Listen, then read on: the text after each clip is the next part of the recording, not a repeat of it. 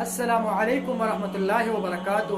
لقمان حکیم صاحب زنانو ته دا 15 نصیحتونه کړي.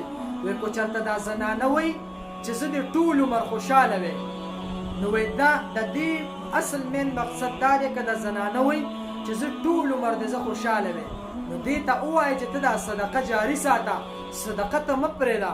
که 1 روپۍ صدقه ولې نه کېږي، هره ورځ یې کوه. ځکه رسول الله مبارک صلی الله علیه وسلم فرمای احب الاعمال الى الله ادومها وان قل. وی الله جل جلاله ته هغه اعمال ډېر زیات خوښ دي چې په هغې باندې همیشګري وي، یعنې هر ټایم یې هره ورځ یې کوي، دا نه چې یو ورځ یې وکړه او بیا یې پرېښوده، نه. وان قل، اگر که لږ ولې 10 روپۍ ولې نه، خو چې هره ورځ صدقه کې، نو الله جل جلاله ته دا محبوب دي.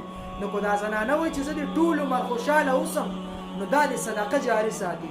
دویم نمبر دا، که دا وایي چې زما اولاد د نیک وي. نن سبا زنانه ډېرې خواهشمندې دي چې یاره زما اولاد د ډېر زیات دینداره وي، زما بچي دي نیکعمله وي، خوش اخلاقه وي.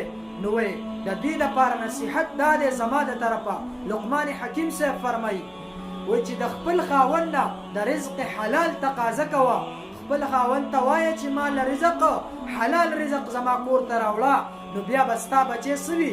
ستا بچی به بیا دینداره وي، ستا بچی به بیا بدعمله نه وي، ستا بچی به بیا دا چرسي او پوډري او دغه شان ایسو والا به ستا بچی دا به بیا نه وي.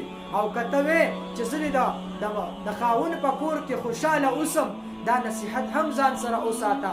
وایي که چېرته ته وې چې زه د خاوند په کور کې خوشحاله اوسم، نو د چا خبرو ته سوچ او دهان او توجه مه ورکوه. که چا درته خبرې وکړې ده د خاوند په کور کې، ډېر داسې قسمه خبرې راځي، دا خو د هر سړي په کور کې دا تاویلې ماویلې ډېرې خبرې د هغه شان راځي. نو دې له توجه مه ورکوه چې چا درته څه ووایي، بس ورته ما معاف کړی، ما معاف کړه. نو بیا به ته د خاوند په کور کې خوشحاله اوسې، هر سړی به تا له عزت درکوي، مقام او مرتبه به الله بیا درکړي. ځکه چې ته به چا له جواب نه ورکړې، ته به خاموشه پاتې شي، صبر به وکړي. او الله جل جلاله فرمایي ان الله مع الصابرین.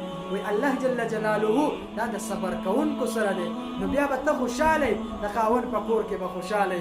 دا 3 نصیحتونه. 4م نمبر نصیحت دا دی، که ته وایې چې ما سره د خاوند محبت وکړي او ټول عمر د زمانه خاوند خوشحاله، نو ته صفا سوتره ګرځه، انشاءالله چې خاوند به در سره محبت کوي، مینه به در سره کوي. او 5م نمبر دا، که ته وایې چې زما کور دې د ټولو نه اعلی وي، زما کور دې د ټولو نه ښایسته وي، نو د بچي سم تربیت وکړه، نو ستا کور به بهترین کور وي، ستا کور به د محلونو کور وي. ځکه کله چې ستا بچي دینداره وي، ستا کور به بهترین کور وي. هر سړی به صفت کوي چې یاره دا وګوره د دې ښځې بچي څومره ښایسته دي، د دې پلار بچي څومره ښایسته دي، څومره نیکعمله دي، څومره ښایسته اخلاق دي پکې. دا 5 نصیحتونه دا چا کړي؟ دا لقمان حکیم صاحب دا زنانو ته کړي. نو چې زما دا ویډیو څومره کسان ګوري، که هغه نارینه دي او که زنانه دي، نو تاسو دې ته سوچ وکړئ. که نارینه دي نو دا کور کې هم واوروئ چې هغې په دې باندې عمل وکړي، او که کم نارینه او دا زنانه کوي اوري، نو په دې باندې هم عمل وکړي. ځکه دا ډېر بهترین نصیحتونه دي، په دې باندې عمل وکړي.